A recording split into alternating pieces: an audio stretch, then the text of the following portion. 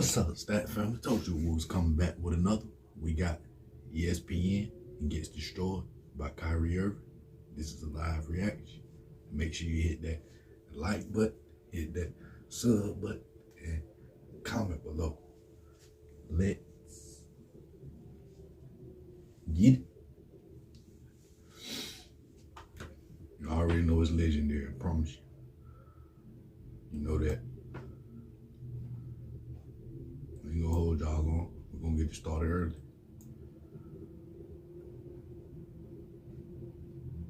Do you think that Kyrie is worth all of this drama? No, he's not. He's not worth it at all. A matter of fact, let me say this straight up and down. I think Kyrie Irving should retire. How does Kyrie look now? He looked like a fool. He looked crazy. Who? Kyrie Irving. We are witnessing one of the most delusional athletes in American history. He is a bona fide hater. He is so jealous and he envied LeBron James that he can't even hide it no more. If there was an NBA award for the biggest comeback of the year, proving fans wrong, NBA executives wrong, and especially the NBA media, Kyrie Irving would be the runaway winner of said award. And with hindsight being 2020, looking at that Dallas-Brooklyn trade, what Dallas traded for Kyrie Irving, it's actually comical, as the big-time haul Brooklyn got was Dorian Finney-Smith, Spencer Dinwiddie, a first-round pick, and 2 second-round picks. Dallas getting Kyrie Irving, the trade grade for them was a D from ESPN. At that point in 2023, Kyrie's overall value, the perception of him as a player, even a person, was at its absolute lowest. And Kyrie really since that point has done everything right. As this year in Dallas, 25.8 points on 49.6% shooting, 41% from deep, and 90.7% from the free throw line. Kyrie is mere percentage points away from his second 50-40-90 season. And looking through NBA history, only one other player, that being Larry Bird, has had 2 years of 25 plus points on those shooting splits. It's actually pretty remarkable Kyrie Irving, despite the drama, the chaos, the media whirlwind, his overall play is always consistent. And even more shocking than that, Kyrie this year wasn't an all-star starter, an all-star, or a reserve. Yet someone like Dame Lillard in the Eastern Conference, who's regressed, was an all-star starter. And for a quick side-by-side comparison, look at Dallas' trade for Kyrie versus the Bucks for Dame Lillard. Which team got absolutely fleeced? Of course, the Mavs trade. Dinwiddie, Dorian Finney-Smith, a couple of picks. The Bucks getting Dame gave up Jrue Holiday, one of the vital pieces of their championship team in 2021, who for Boston, I would say has been one of their unsung heroes, a guy who's steady, consistent, and a great defender. Also Grayson Allen, who with Phoenix, the best shooter in the NBA. And of course, a few first-round picks. Kyrie going to Dallas for pennies on the dollar was one of the best steals of all time. And Dame going to the Bucks, blowing up that team, one of the worst moves in recent history.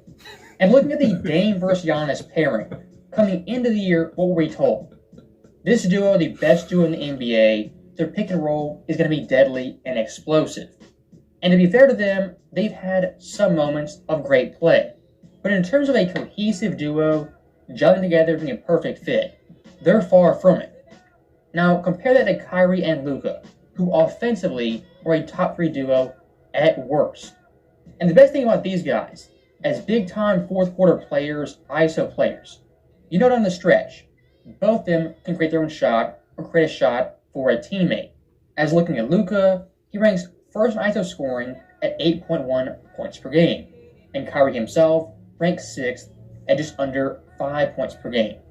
Out of the entire NBA, only Dallas and the Clippers have 2 players top 10 in ISO scoring.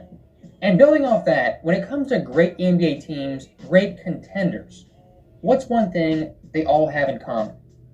Late in the fourth quarter, in the big-time moments, all the great teams, great players, great duos can generate quality looks for their teammates and themselves.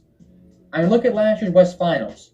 Jokic and Jamal Murray, why they won that series was their crunch time play and the shots they created. The East Finals, why Boston lost, because Tatum and Brown struggled creating their own shots and shots for teammates, and most times in the fourth quarter became very, very stagnant. In regards to late game play not being stagnant, getting good looks, Dallas offensively, one of the best teams in the league. Defensively, improved, not great, but offensively, top tier. And looking at since mid-February with Kyrie Irving, their record is 23-6, and the post-All-Star break Mavs post-trade. Them in the fourth quarter, the best team in the league. Scoring-wise, 29.1 points, second only to the Spurs, which really first among legit teams. Field goal percentage, 50.3%, second only to Denver. Offensive rating, fourth, fifth total made threes, seventh in percentage, the second fewest turnovers, and third highest plus minus behind Denver and Minnesota. When it comes to the 2024 Dallas Mavericks, I believe this team, without a shadow of a doubt, is built for the postseason. And looking at the Western Conference landscape, what's one of the big-time major themes? Youth versus experience. A team like Oklahoma City, record-wise, metrics-wise, destroys Dallas, blows them out of the water. But looking at their starting lineup, who's their big-time veteran presence? Is it SGA, who himself is only 25? I mean, this Oklahoma City team, the third youngest team in the league, and their veteran leader hasn't played a playoff series since 2020. Even looking at Minnesota, of course, Ant Edwards is dynamic. But Edwards in the playoffs, he'll have games where he's MJ 2.0 and other games where he's Harold Miner Jr. Looking at the Pelicans, one of these sleeper teams in the West, Zion Williamson hasn't played a playoff game to date, and Brandon Ingram did one playoff series in 8 seasons. In regard to the younger teams in the Western Conference, I'd give Dallas the edge over all of them. And why that is Luka Doncic and Kyrie Irving. Now, looking at the old guys, of course in the play-in tournament, LA, Golden State, yeah, we know about those guys. But the old teams securely in the playoffs, the LA Clippers. I mean, look at this team, as of late, abysmal basketball. And when it comes to James Harden, Paul George, Kawhi Leonard, trusting all three of those guys, when it comes to playoffs, I don't. Looking at the Phoenix Suns, Durant, Booker, then Beal, and that's really it. The Phoenix Suns roster, highly inconsistent, one of the worst contracts in the NBA in Bradley Beal, and extremely top-heavy. When it comes to all these teams, the scariest one is Minnesota. But besides that, in a matchup versus Dallas, I mean, none of them really scare me as a big-time threat to the Mavericks. And I'm going to call my shot right now. Depending on how the seeding goes, if Dallas a 5th seed or a 6th seed, depending on where Denver falls, I think this team realistically is destined for the Western Conference Finals. Now, looking back at the NBA media, when it comes to Stephen A. Smith, a Kendrick Perkins, a Nick Friedel, even a Brian Windhorst, all these guys in the past couple of years have just taken a crap on Kyrie Irving. Not just talking about his on-the-court play, but off the court as a person, his mental state, and his ability as a leader. And you got to ask yourself, why is the media so hard on Kyrie? Well, I mean, it's actually kind of simple. Look at the teams Kyrie's played for, the big-time fan bases, and player fan bases. Of course, Celtics fans despise Kyrie. LeBron fans don't really give him credit. KD fans, Net fans, really indifferent. Kyrie, in a very short time period, has quote-unquote offended a lot of people. And when it comes to the media, Kyrie's time in Cleveland just downplayed, almost erased. If you hear Brian Windhorst, Shannon Sharpe, especially Nick Wright, talk about the 2016 finals, Kyrie's name is like on the 5th bullet point of that series. Don't forget this guy in Cleveland, their biggest shot in franchise history, and shots in NBA history, one of the top 3, top 5 most important, most clutch shots of all time. And when it comes to big-time shots, I gotta do one more comparison, Dame versus Kyrie. Because looking at Dame, Mr. Fourth Quarter, Dame time, this super clutch player nobody can stop. And then there's Kyrie who, gets tossed aside, kind of forgotten, is a big-time clutch killer. But looking at this year, Kyrie versus Dame in the fourth quarter, not even close. Kyrie, 5th in the NBA in scoring at 7.4 points per game. His shooting splits, 51, 42, and 91. Dame Lillard ranks 30th in fourth quarter scoring on far inferior 44, 34, and 94 splits. And if you want to talk big-time late-game shot making, in the under 24-second category to tie or take the lead, Kyrie shooting 38% from the field, 40% from deep. Dame Lillard an abysmal 22% from the field and 33% from three. If you want to test someone's NBA knowledge, how close they follow the game, ask them who's better, Kyrie or Dame Lillard.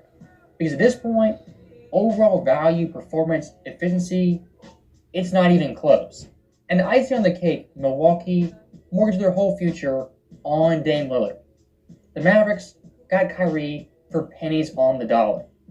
So that right there is the end of the video. As always, thank you guys for watching. Hope you enjoyed it. I'll see you next time. They can't do shit with you, Ree. I promise you.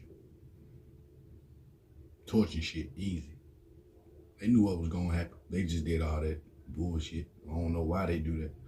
They just did what they wanted to do, and you did what you wanted to do. Handle your business. That was big time. Keep handling business, Big Ree. Maverick fan for life.